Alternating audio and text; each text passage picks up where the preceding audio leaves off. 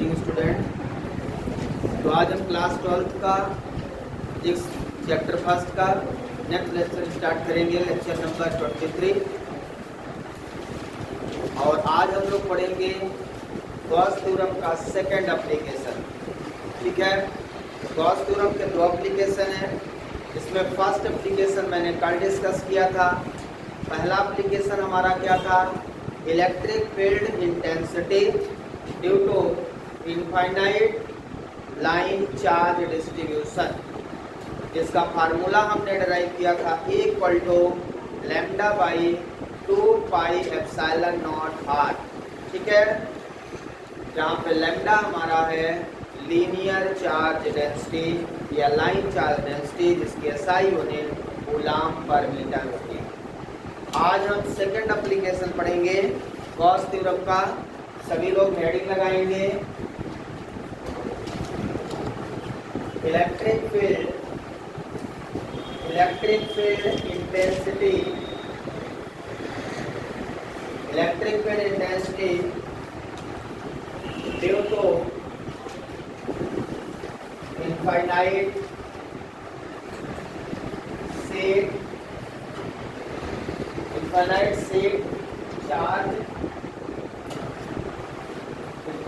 Seat charge distribution.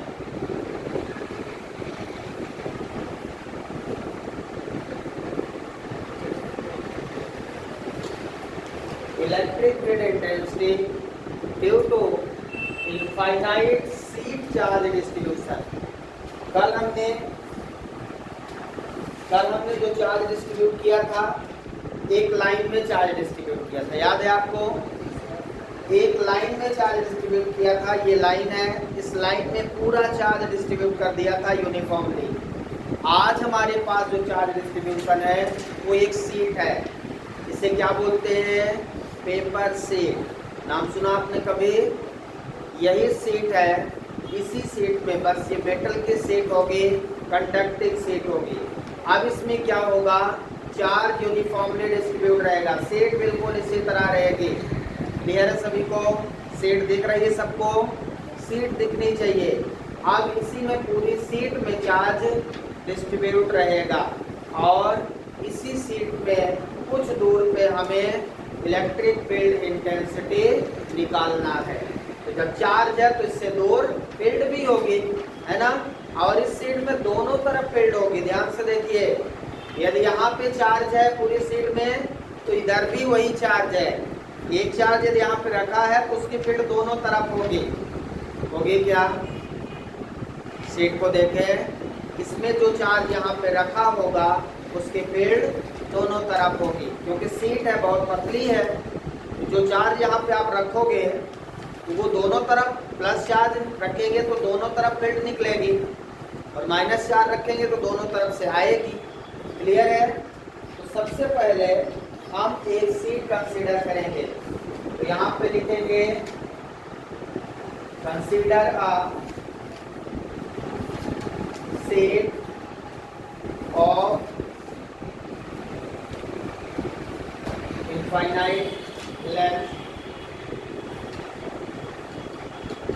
infinite length and its surface area is capital A। इसकी surface area कितनी है? Capital A है, मैं ऐसा मान लेता हूँ। ठीक है, अब इसमें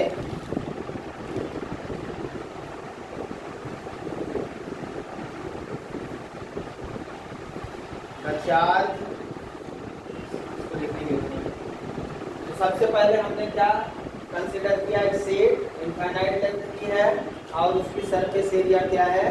capital A. The point charge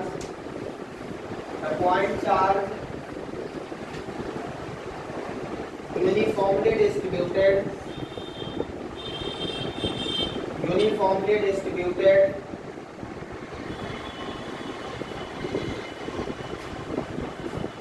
on the surface of say surface of sheet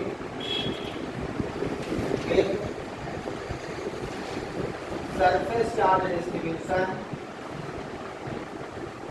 surface charge distribution sigma. Surface charge distribution कितना होता है? सिग्मा होता है। Line charge distribution lambda, surface charge distribution sigma. Clear है सभी को? अब हम सबसे पहले क्या बनाएंगे? एक शीट बनाएंगे। क्या बनाएंगे? एक शीट बनाएंगे और उस शीट में चार्ज यूनिफॉर्मली डिस्ट्रीब्यूट होगा। क्लियर है सभी को? तो हम सबसे पहले यहाँ पे एक डायग्राम बनाते हैं, उसको ध्यान से आपको देखना है।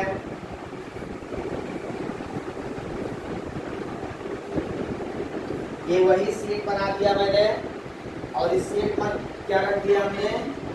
Plus charge. प्लस रखे या माइनस कोई भी चार्ज रख सकते हैं आप, ठीक है। और हमने चार्ज इसमें यूनिफॉर्मली डिस्ट्रीब्यूट कर दिया। पूरी शीट में कैसा चार्ज डिस्ट्रीब्यूट कर दिया? यूनिफॉर्मली। अब आपको आप पढ़ क्या रहे हैं? Application of Gauss theorem. हम लोग क्या पढ़ रहे हैं भाई? एप्लीकेशन ऑफ गॉस थ्योरम, ठीक है। सेकेंड एप्लीकेशन, फर्स्ट हमने कल डिस्कस किया था, सेकेंड एप्लीकेशन पढ़ रहे हैं आज। गॉस थ्योरम का सेकेंड एप्लीकेशन। फर्स्ट हमने एक लाइन कंसिडर किया था कल, जिसमें चार्ज यूनिफॉर्मली डिस्ट्रीब्यूट किया था। आज हमारे पास एक शीट है जिसमें हमने चार्ज यूनिफॉर्मली डिस्ट्रीब्यूट किया है। क्लियर है? तो पहली नेसेसरी कंडीशन क्या है गॉस थ्योरम लगाने के लिए? उस शीट को क्लोज करना होगा। जहां भी चार्ज है उसको क्लोज करना है। याद है आपको? तो इसको क्लोज करें कैसे? ये क्लोज है ऑलरेडी। ये क्या क्लोज है कि इसको क्लोज करना पड़ेगा? ये शीट क्लोज है, सबको दिख रहा? यदि क्लोज है तो गॉसियन सरफेस कहाँ है इसमें? ये गॉसियन सरफेस है क्या? ये शीट देखिए कहाँ क्लोज है? ये शीट कहाँ क्लोज है? क्लोज है क्या? इसमें प्लस क्यू चार्ज रखा है, क्लोज दिख रहा आपको? ये शीट है, इसमें कहीं भी ये क्लोज नहीं है। इसमें केवल चार्ज आपने ये देखने में बाउंड्री जो है ना, ये शीट की बाउंड्री है। ये बाउंड्री है, इसी में प्लस रख दिया आपने, क्लोज नहीं है। ये समझ में आ रहा है? क्लियर है सभी को? तो अब सबसे पहला काम हमारा क्या है? इसको जो चार्ज है इनको क्या करना है? क्लोज करना है। इसमें जो चार्ज है वो क्यू चार्ज है और इसकी सरफेस चार्ज डेंसिटी सिग्मा, ठीक है। अब हम इसको क्लोज कैसे करें? इस सेट को पूरा का पूरा कैसे क्लोज किया जाए? इसकी फील्ड, इस सीट की फील्ड कैसे निकल रही होगी? इस सीट में चार्ज है तो इसकी फील्ड कैसे निकल रही होगी? समझिएगा, है ना। इसमें जो चार्ज है, इसमें चार्ज जहाँ पे है फील्ड ऐसे निकल रही होगी, इसको ऐसे दिख रहा है। यदि यहाँ पे प्लस चार्ज है तो इससे फील्ड इधर भी निकल रही है और इधर भी, दोनों तरफ निकलेंगी ना। दिख रहा है प्लस चार्ज? ये पेन प्लस चार्ज है और पेन जो बाहर निकल रहा है ये क्या बता रहा है? Electric field intensity. क्लियर है सभी को? समझ में आ रहा है? ऐसे ही हर जगह जहाँ भी देखेंगे वहां से भी निकलेगा, जहाँ भी चार्ज होगा। अब ये बताइए, जितना चार्ज यहाँ पे प्लस क्यू है, इसकी फील्ड इंटेंसिटी जितनी होगी उतनी यहाँ पे भी जो चार्ज है उसकी भी होगी। फील्ड इंटेंसिटी क्या अलग अलग जगह पे अलग अलग होगी? क्या अलग अलग जगह पे अलग अलग होगी क्या फील्ड इंटेंसिटी? अब मुझे क्या करना है? इस चार्ज को क्लोज करना है। जो चार्ज यहाँ पे है उसको क्लोज करना है। क्लोज करने के लिए एक सिलेंड्रिकल लेना पड़ेगा ऑब्जेक्ट, ठीक है ना। गॉसियन सरफेस ऐसे लेंगे और इसमें चार्ज क्लोज हो गया। अब चार्ज इससे जो फील्ड होगी ये निकलेगी बाहर। तो हम क्या कर रहे हैं, इसको इसके इस चार्ज को क्लोज कर रहे हैं, ये ठीक है, ये क्लोज कर दिया हमने। समझ में आ रहा है? ये बन गया आपका Gaussian surface, Gaussian surface. Clear है सभी को? ये शीट में जहां पे भी इस शीट में चार्ज है हर जगह प्लस क्यू है, और जहां पे प्लस क्यू है उसकी फील्ड इंटेंसिटी कितनी है, ई है। हर प्लस क्यू की फील्ड इंटेंसिटी है, और फील्ड इंटेंसिटी प्लस ई सबकी रहेगी, ऐसा नहीं कि किसी की ज्यादा किसी की कम, क्योंकि चार्ज डिस्ट्रीब्यूशन यूनिफॉर्मली है। तो फील्ड इंटेंसिटी सबकी क्या रहेगी, ई। जितना एक चार्ज की रहेगी उतना इसकी है, उतना सबकी है। जितना इसकी है इस चार्ज की फील्ड इंटेंसिटी उतना ही सभी चार्ज की है। तो हमने इसको गाउसियन सरफेस बना लिया, इंक्लूड कर लिया, है ना। अब इससे जो फील्ड निकलेगी इस डायरेक्शन में निकलेगी और इधर भी निकलेगी, दोनों तरफ फील्ड निकलेगी। क्या आ रहा है समझ में? इधर जो फील्ड निकलेगी वो ई है, इधर जो फील्ड निकलेगी वो ई है, वेक्टर। तो इसमें गाउसियन सरफेस के दो सरफेस एरिया हो गई। जब आपने इसको गाउसियन बनाया तो इसमें कितने एरिया हो गए, एक सरफेस एरिया इधर, एक ये इधर, इसके बीचों बीच पार्टीशन हो गई। इधर भी फील्ड निकल रही इस सरफेस एरिया से, इधर भी फील्ड निकल रही इस सरफेस एरिया से, दोनों तरफ। समझ में आ रहा है? तो फील्ड यहाँ पे जो निकल रही है उसकी इंटेंसिटी कितनी है, ई। इसकी इंटेंसिटी कितनी है, ई। इसका सरफेस एरिया ds1, इसका सरफेस एरिया ds2। और चूंकि ये पूरा ds1 और ds2 सेम है, इसका सरफेस एरिया ए ले लेता हूं। ठीक है, पूरा सेम है। अब आप इस सिलेंडर को यदि पूरा बढ़ाते जाएं, यदि आप इसको ऐसे बड़ा कर दें तो पूरा इंक्लूड हो जाएगा चार्ज।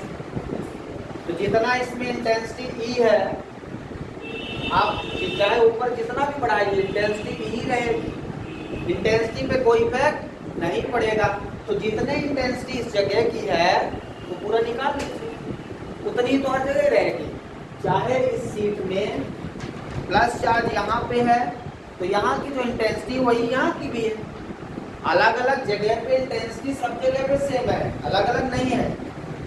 तो हम एक जगह कहीं की इंटेंसिटी निकाल लें, जितनी इंटेंसिटी यहाँ की होगी उतनी हर जगह की होगी। समझ में आ रहा? अब हम सबसे पहले क्या लिखेंगे, इसका सरफेस चार्ज डेंसिटी।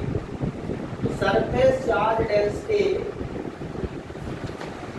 का फार्मूला आपको याद है,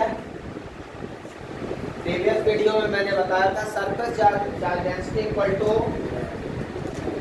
total charge in coulomb, coulomb unit है, divided by total surface area, total surface area in metre square, metre square, in metre square. ठीक है, सिग्मा इक्वल टू कितना हो गया, Q by A. Surface area इसकी सीट की कितनी है, ए है। सरफेस एरिया कितनी है, ए है। Sigma equal to q by A. Unit क्या हो जाएगी, कूलम पर मीटर स्क्वायर। कूलम पर मीटर स्क्वायर किसकी यूनिट हो जाएगी, सरफेस चार्ज डेंसिटी की। यहाँ से क्यू कितना होगा, सिग्मा ए। क्यू कितना होगा भाई, सिग्मा ए। स्टेप समझ में आ रहा है? पहले लिखेंगे फिर डायग्राम बनाएंगे फिर यहाँ से लिखेंगे। यहाँ तक कंप्लीट करिए जल्दी सभी लोग। इसके बाद देखिए हम लोग क्या पढ़ रहे हैं, एप्लीकेशन ऑफ गॉस थ्योरम। हमें गॉस थ्योरम यूज करना है। बाय यूजिंग गॉस थ्योरम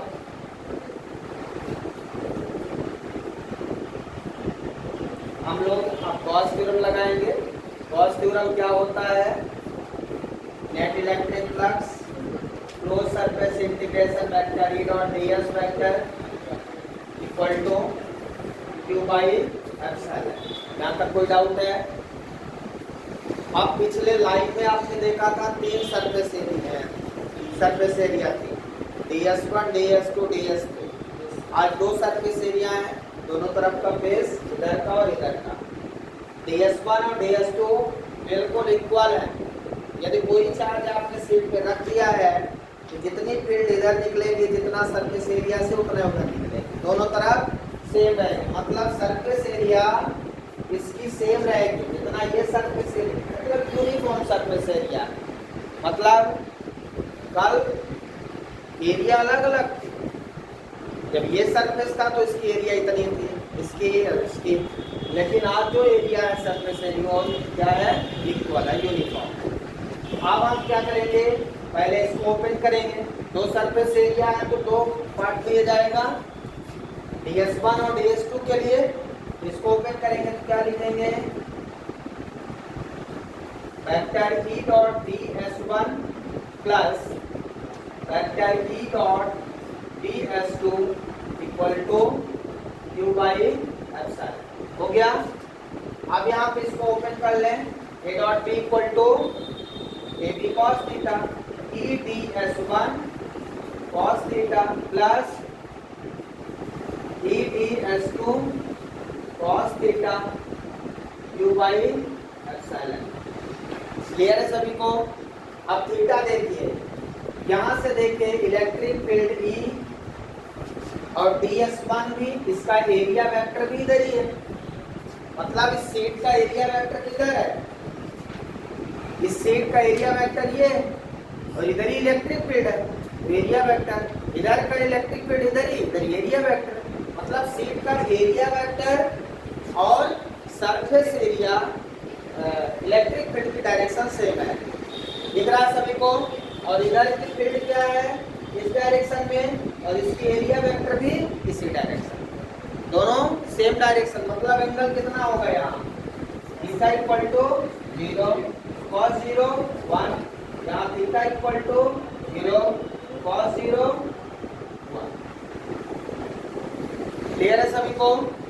तो यहाँ पे क्या बन जाएगा formula, E ds1 plus close surface integration E ds2 equal to q by epsilon not.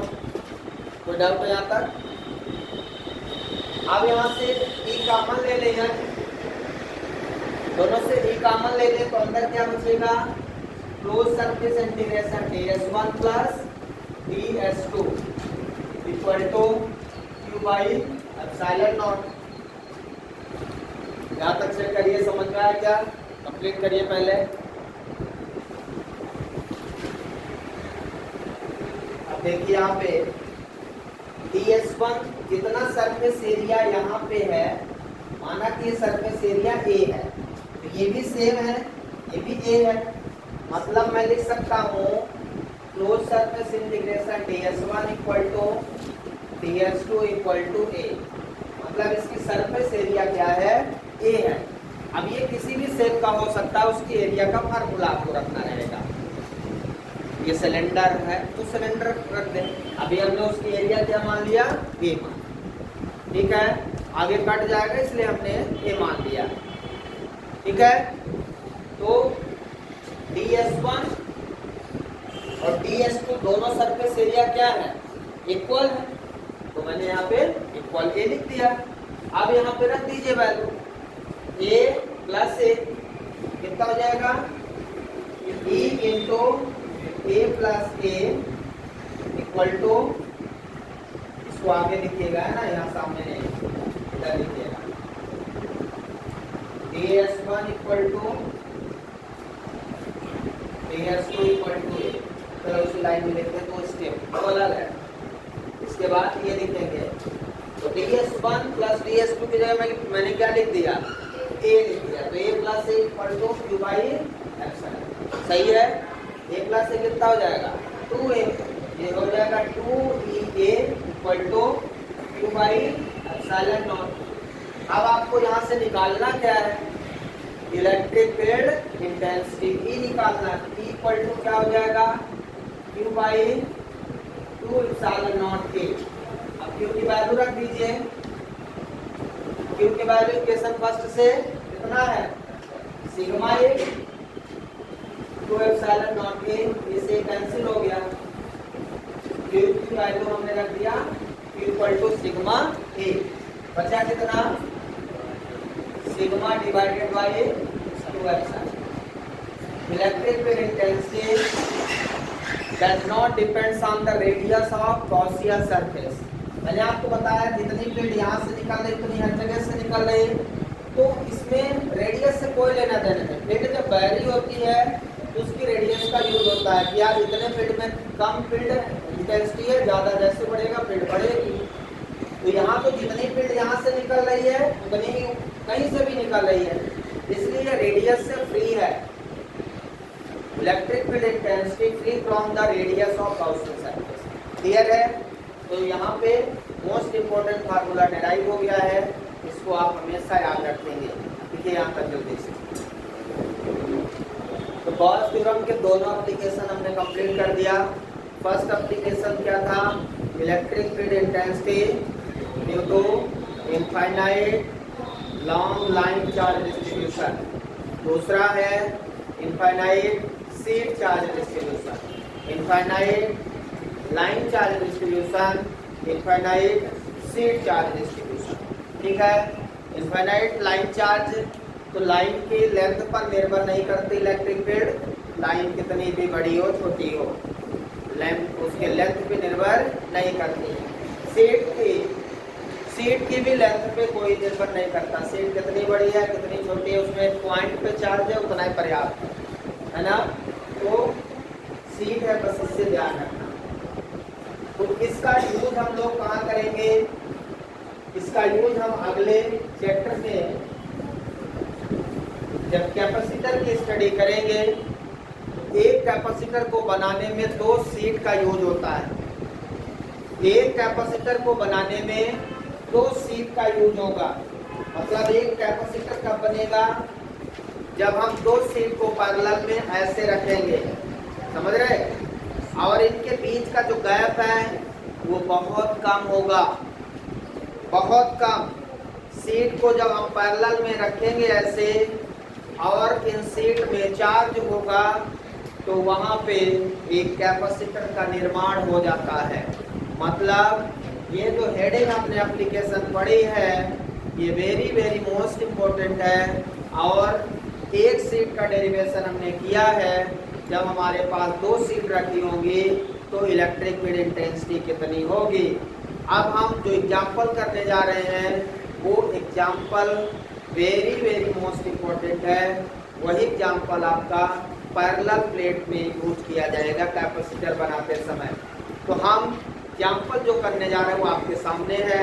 2 seat को हम इस तरह से रखेंगे, एक में प्लस चार्ज होगा दूसरे में माइनस चार्ज होगा, इंड्यूस होगा, और दोनों में यदि प्लस चार्ज है तो फील्ड कहाँ पे कितनी होगी, ये आपके सामने एग्जाम्पल हो रहा है। तो वेरी मोस्ट इम्पोर्टेंट एग्जाम्पल, ये एग्जाम्पल थ्योरी कॉन्सेप्ट भी है, न्यूमेरिकल कॉन्सेप्ट भी है, और आगे आने वाले समय में पूरा चैप्टर का कैपेसिटर का बेसिक कॉन्सेप्ट भी रहेगा। इसलिए इस एग्जाम्पल को एग्जाम्पल बस मत समझें, कॉन्सेप्ट समझें इसका। ठीक है, तो हमारे पास 2 सीट रहेंगे, 2 सीट इस प्रकार से रखी है। सीट को हम ऐसा बनाएं, या ये बहुत पतली सीट है, समझ पा रहे हैं आप, सीट बहुत पतली है,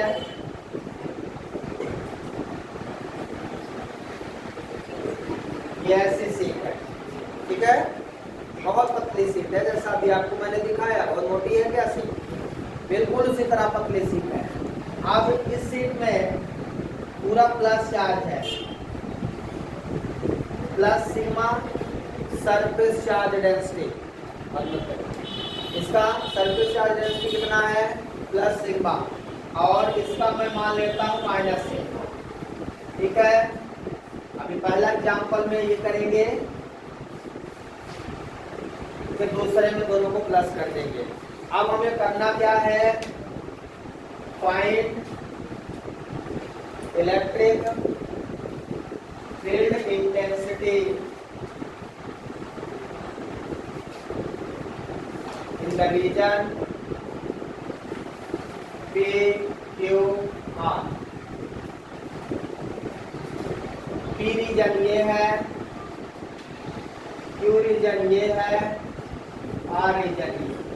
So there are three regions. If there are three regions, we find the electric field intensity at the region P, Q and R. P पर इलेक्ट्रिक फील्ड इंटेंसिटी कितनी होगी, Q पर इलेक्ट्रिक फील्ड इंटेंसिटी कितनी होगी और R पर कितनी electric field intensity होगी, ये हमें फाइंड करना है। दो सीट हमने लगा दिया। अभी तक मैंने जो डेरिवेशन किया वो सिंगल सीट का किया है। सिंगल सीट मतलब एक सीट ऐसे है, यदि वो पॉजिटिव चार्ज है तो उसमें फील्ड बाहर निकलेगी। फील्ड क्या हो रही थी, बाहर निकल रहे थे।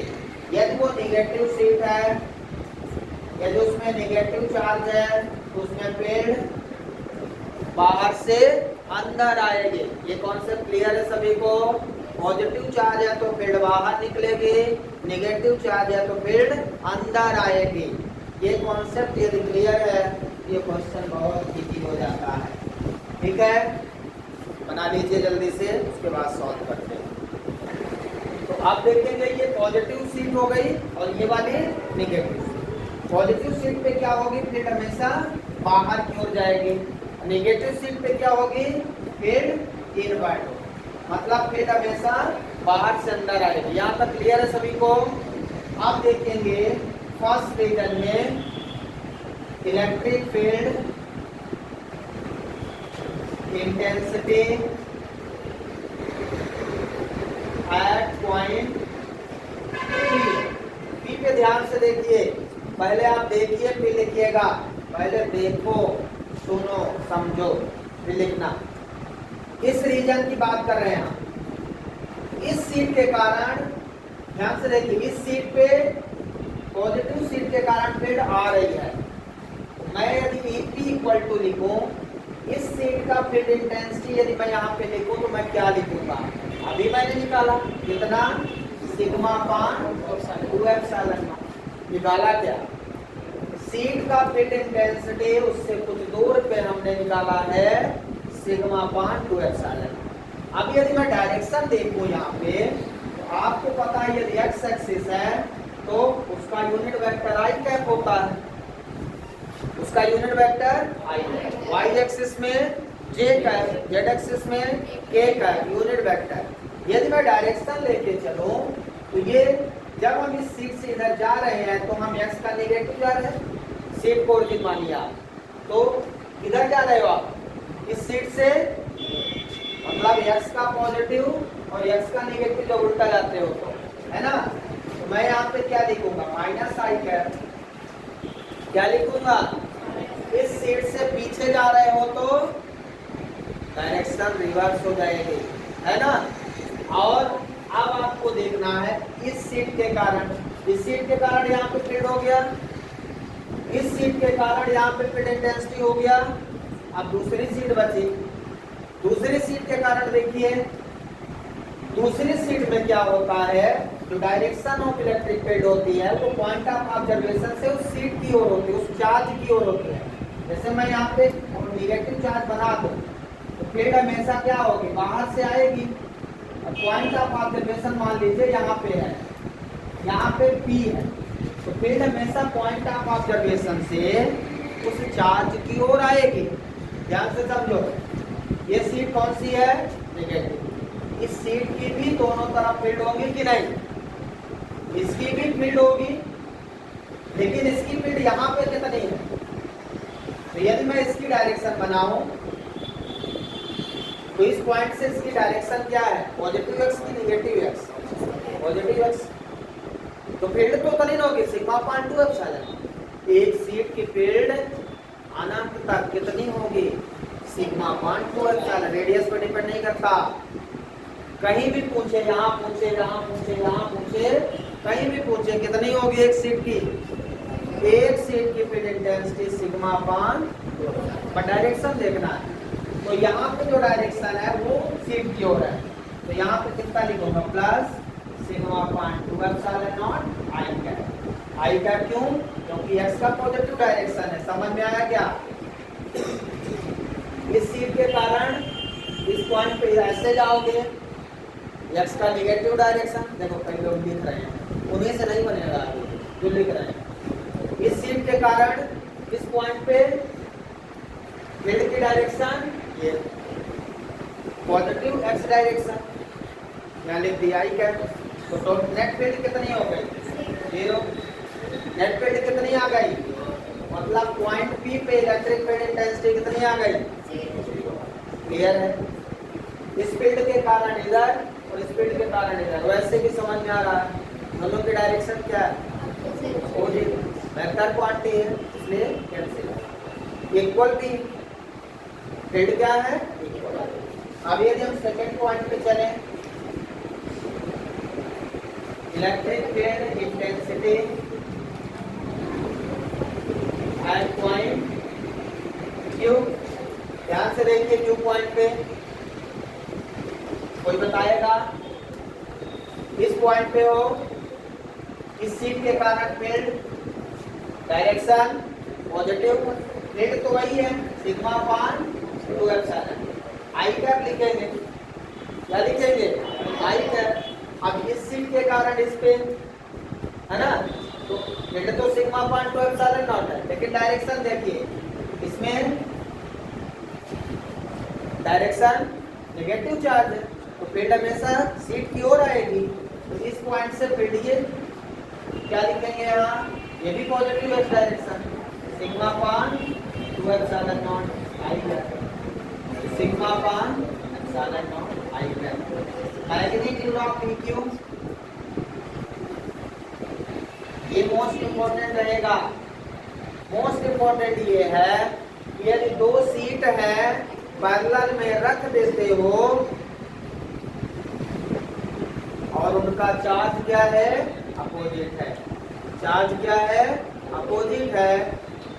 एक पे प्लस है, दूसरे पे माइनस है। यदि आप उनको पैरेलल में रखते हो तो उनके बीच में फील्ड इंटेंसिटी ऐड हो जाती है। उनके बीच में फील्ड इंटेंसिटी क्या हो जाती है?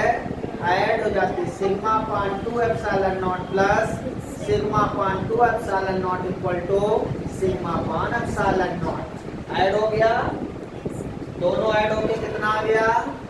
भाई 1/2 प्लस 1/2 कितना होता है? 1 हो जाता है। हाँ प्लस यहाँ 1 हो गया। समझ में आया क्या? तो बीच में फील्ड इंटेंसिटी क्या हो गई हमारी?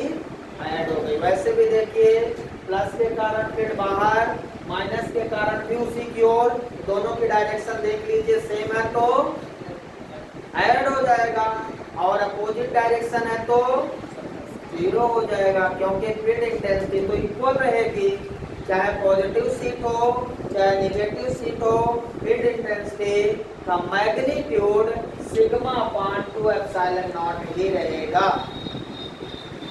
क्लियर है? थर्ड पॉइंट पे आप अपने से निकालिए सभी लोग। मान लो ये थर्ड है तो आर पे निकालते हैं। अब आर पे ध्यान से देखिए, इसको मिटा दो। हमने लिख लिया क्या?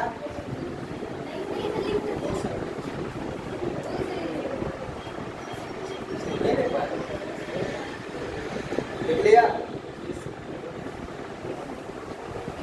अब यहाँ पे आर पे देखिए, इसकी फील्ड इंटेंसिटी इसको आर पे सीट पे फील्ड बाहर ही जाएगी, तो एक्स का पॉजिटिव में जा रही है, तो sigma upon 2 epsilon not I cap plus में। ठीक है, आगे जाए। सिग्मा अपान इस सीट का फील्ड इंटेंसिटी यहाँ पे कितना है? सिग्मा अपान 2 एप्सिलॉन नॉट ही रहेगा, वो तो कहीं भी, लेकिन डायरेक्शन बस देख लीजिए। तो डायरेक्शन क्या है? Positive x. और इस सीट के कारण देखिए, तो इसमें तो फील्ड आएगी क्योंकि नेगेटिव चार्ज है, तो फील्ड आएगी, तो सिग्मा अपान 2 एप्सिलॉन नॉट आएंगे तो एक्स का नेगेटिव। यहाँ से आप पॉइंट ऑफ ऑब्जर्वेशन से किधर जा रहे हैं, नेगेटिव में, कितने आ गए, 0। आर रीजन मतलब यदि अनलाइक चार्जेज है, दो पैरेलल शीट है, तो उनके आउटसाइड में इलेक्ट्रिक फील्ड इंटेंसिटी हमेशा 0 रहेगी। इलेक्ट्रिक फील्ड 0 है तो इलेक्ट्रिक पोटेंशियल 0 रहेगा। आगे आने वाले समय में इलेक्ट्रिक फील्ड कहाँ होगी, बिटवीन शीट। समझ में आया क्या? तो बिटवीन शीट फील्ड भी होगी, बिटवीन शीट पोटेंशियल भी होगा, बाकी सब 0 रहेगा क्योंकि फील्ड 0 है। अब आपको करना है सेकेंड एग्जाम्पल इसी का, इसको पॉजिटिव करके बताना है। दोनों शीट को हमने पॉजिटिव कर दिया और फील्ड इंटेंसिटी आपको रीजन वही है, हमने एक छोटा सा चेंज किया है, शीट वही है, बस दोनों का चार्ज क्या कर दिया, सेम कर दिया। जो पहले पॉजिटिव था एक नेगेटिव था, उसमें हम अपने दोनों को सेम कर दिया। आंसर बताइए।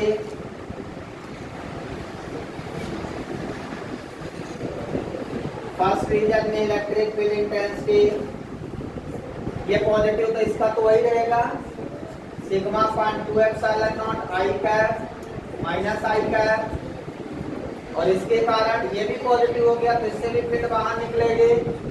इस पॉइंट पे इससे फील्ड आएगी, क्या होगा, sigma point 2 epsilon not minus I cap, इसके कारण भी उस पे आएगी, दोनों एक्स में निगेटिव में आएंगे, फिर इस पॉइंट पे माइनस सिग्मा पॉइंट एप्सिलॉन जुड़ जाएगा लेकिन माइनस में आएगा, जुड़ जाएगा लेकिन माइनस में आ जाएगा।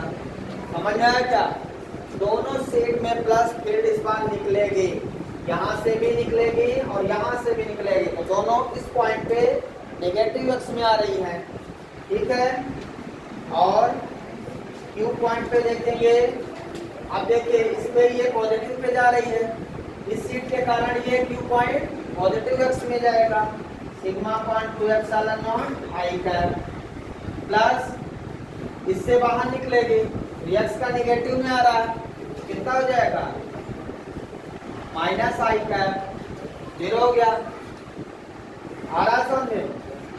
आर पे क्या होगा बोलिए, इस सीट के कारण फिर बाहर जा रही है, एक्स का पॉजिटिव हो जाएगा, कितना हो जाएगा, sigma point 2 epsilon not I cap plus इस सीट के कारण यहाँ पे फील्ड किधर है, पॉजिटिव की नेगेटिव, बाहर, positive x, sigma point epsilon not I cap, इसमें पॉजिटिव आई कैप मतलब एक्स एक्सिस, इसमें नेगेटिव एक्स एक्सिस और बीच में 0।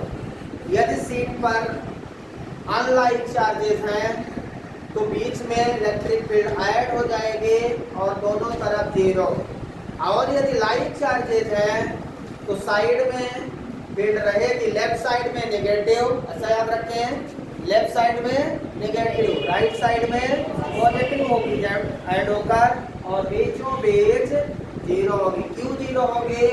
क्योंकि यदि लाइक चार्जेज है, ऐसा याद रखिए, like charges repel to each other, तो ये क्या करेंगे, एक दूसरे की फील्ड को बाहर करेंगे।